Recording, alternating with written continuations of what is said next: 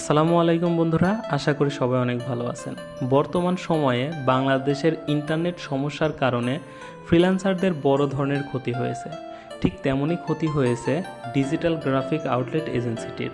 আপনারা যারা আমাদের প্রিভিয়াস ভিডিওগুলো দেখেছেন প্রায় সবাই জানেন যে আমরা অফিসিয়ালভাবে কাজ করি এবং আমাদের এজেন্সিতে প্রায় 15 থেকে 20 জন এক্সপার্ট ডিজাইনার রয়েছে।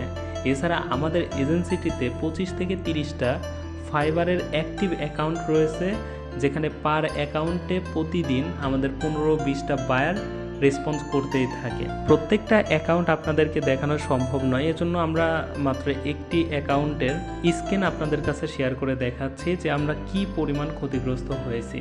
তো চলুন আগে আমাদের স্ক্রিনটা দেখে আসা যাক।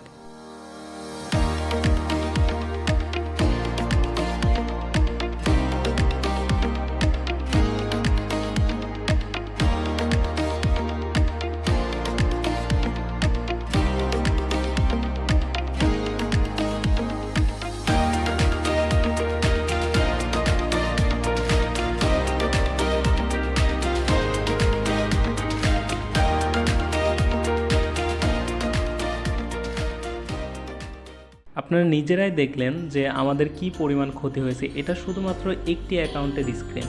আমাদের প্রত্যেকটা অ্যাকাউন্টে 200, 300, 400, 500 করে এরকম লেট ডেলিভারি হয়েছে। এভারেজ ধরতে গেলে আমরা বড় ধরনের একটা ক্ষতিগ্রস্ত হয়েছি।